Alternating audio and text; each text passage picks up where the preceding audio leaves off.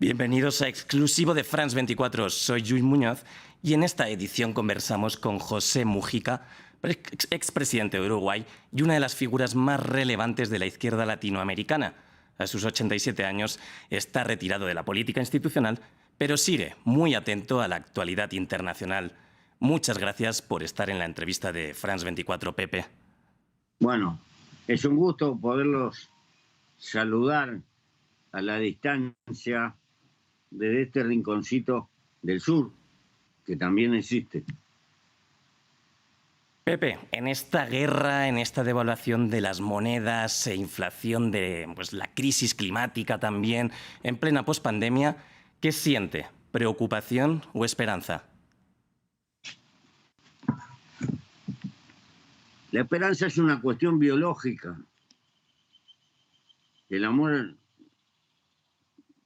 a la vida que tenemos. Ahora, desde el punto de vista racional, tenemos hondas preocupaciones. El peligro latente de desembocar en una guerra catastrófica. El desafío ecológico. La gran pregunta, ¿caminamos hacia un holocausto ecológico tan alegre y inconscientemente? Son todas preocupaciones de este mundo que se ha apretado y se ha achicado, que tiene más recursos que nunca y por lo tanto tiene mucho más responsabilidad la política en el sentido trascendente. Lo que está fallando es la política. Estamos, como bien dice, en plena reordenación geopolítica del mundo y Rusia ha sido un referente histórico en el contrapeso contra Occidente para cierta izquierda latinoamericana. ¿Cuál cree que debe ser su posición en el conflicto actual? Eso que tú dices es relativo, porque De Gaulle, por ejemplo, pensaba que Europa llegaba a los Urales. La cosa es compleja. Lo que pasa es que el mundo no es solo Europa. Europa tiene la responsabilidad de haber prohijado el tipo de civilización que tenemos hoy. Pero tampoco parece que Europa está a la altura de la propia civilización que ha desatado. Debió de anticiparse la política de la OTAN, que a la corta o a la larga el oso ruso iba a tirar un zarpazo. ¿Por qué? Porque la historia algo nos tiene que iluminar. No se puede acorralar a una potencia así como así. Y hubo síntomas y avisos. Pasó exactamente lo contrario de aquella crisis que hizo en la época de Nikita Khrushchev, Kennedy, donde funcionó la política vía telefónica y cada cual hizo lo que tenía que hacer y la humanidad salió de un susto. Ahora pasó exactamente lo contrario y estamos enredados pagando un costo de carácter fenomenal. Nada de esto lo digo para justificar la barbarie de Putin, pero la barbarie es mutua. Es un mal cierre de la Guerra Fría. Pero bueno, ahora tenemos ya las consecuencias y tenemos que apechugarlas. Estas consecuencias se han notado en América Latina, obviamente, y usted en su momento coincidió como presidente con Hugo Chávez. También compartió con Fidel Castro, pero ahora en América Latina están Gustavo Petro, Gabriel Boric, Luis Arce. ¿Esta nueva izquierda latinoamericana ha aceptado el marco que impone el sistema capitalista? Creo que es una cuestión de etapa. Nosotros tenemos el problema. La historia demostró que los intentos de apalancar la construcción de una sociedad socialista por las vías que se ensayaron, la historia demostró que no era posible. Y como dijo Palmer alguna vez, esa es la vía más larga del capitalismo. Y hoy nos damos cuenta que tenemos que poner el hombro para intentar lograr equilibrar siquiera en parte el desarrollo. Hay un desbalance mundial enorme y nuestra primera preocupación tiene que ser esa y no poner la carreta delante de los bueyes. Más claro, no creo que se pueda soñar con la creación de una sociedad mejor dejando la libertad por el camino y la cooperación humana como factor de progreso. El socialismo no puede pelearse con la libertad, no puede pelearse con el mercado, y tiene que pelearse en todo caso con el egoísmo. Tenemos una óptica distinta, tenemos que aprender del pasado y nos sigue doliendo la enorme desigualdad de la sociedad contemporánea, sobre todo desigualdad en el reparto. Y en este marco en el que estamos, ¿qué haría usted o qué cree usted que es la solución para mejorar la vida de las personas? Tenemos que capitalizarnos, ser menos bobos, invertir más y apuntalar la experiencia de la autogestión, de la participación social, pero nunca pelearnos con el mercado. Si hay que superarlo, habrá que superarlo con el tiempo. Y probablemente las sociedades necesiten una confluencia de por un lado lo social y por otro lado la iniciativa. Porque lo que hay que priorizar es el desarrollo de la vida. Y creo que es todo un proceso, porque además estamos entrando en un cambio civilizatorio. Ahora necesitamos recursos para educar y formar a nuestra gente ante este cambio civilizatorio que está basado en el uso y abuso del conocimiento. Si permanecemos sin invertir una fortuna en la cabeza de nuestros muchachos, no es que no vayamos a llegar al socialismo, no vamos a llegar ni a un capitalismo medianamente decente. Vamos a quedar en el pelotón de los irrelevantes. Por lo tanto, la prioridad de esta etapa histórica es desarrollarnos. Usted fue guerrillero tupamaro y décadas después dio un discurso ante la ONU en la que dijo: ¿quién tuviera la fuerza de cuando éramos capaces de albergar tanta utopía? La revolución socialista con la que soñaba ya es imposible. Yo no sé si la revolución socialista será posible. Lo que tengo claro hoy, que nunca lo va a ser a partir de una sociedad subdesarrollada. Y más que revolución, es un salto y es la conformación de una cultura distinta.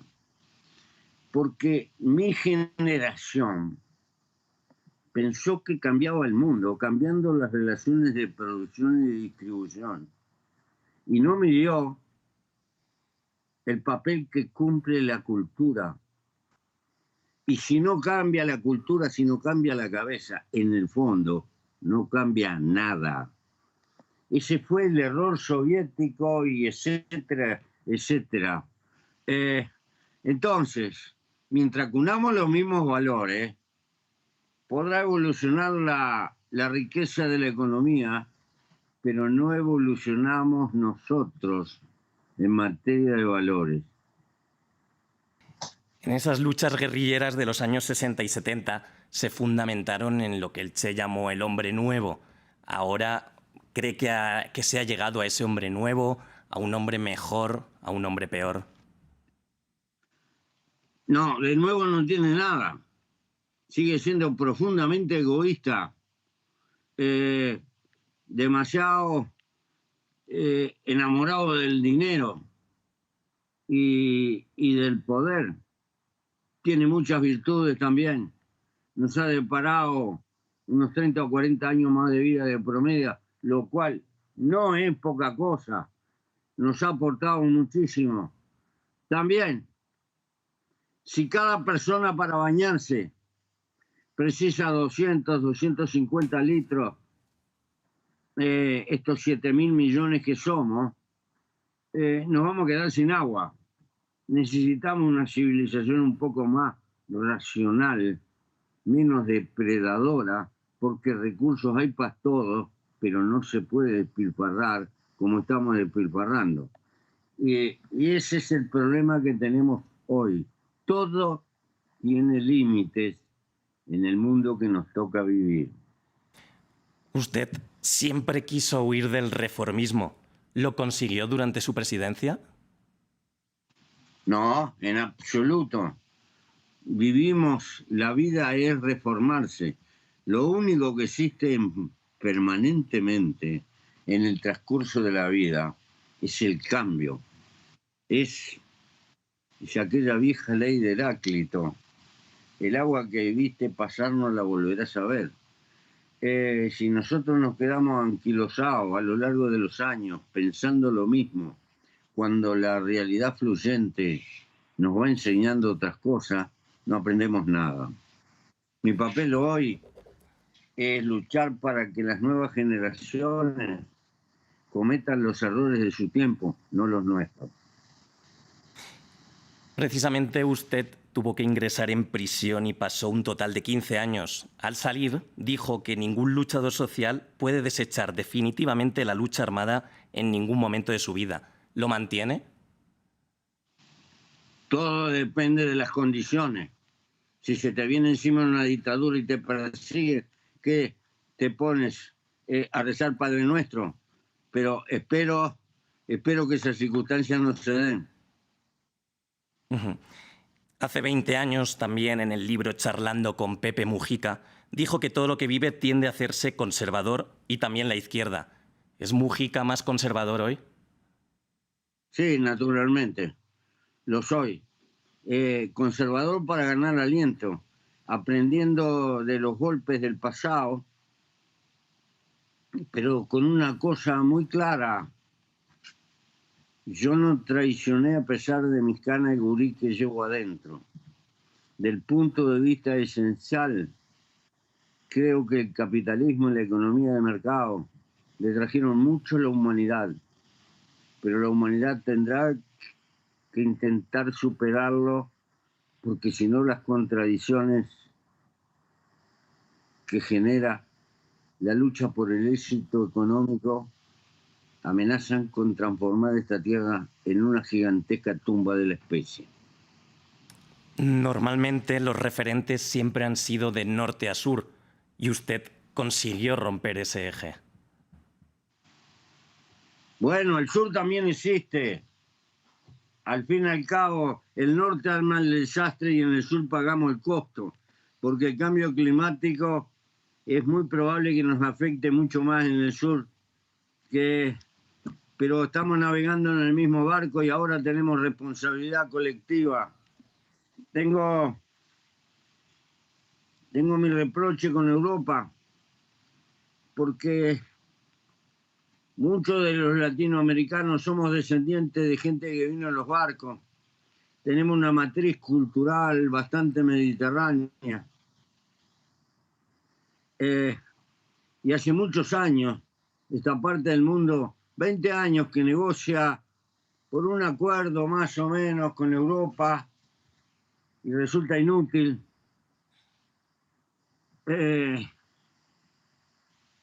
Y entonces, la presencia china cada vez más fuerte en esta región, es más compradora y empiezan a quejarse en Europa, en Estados Unidos. Pero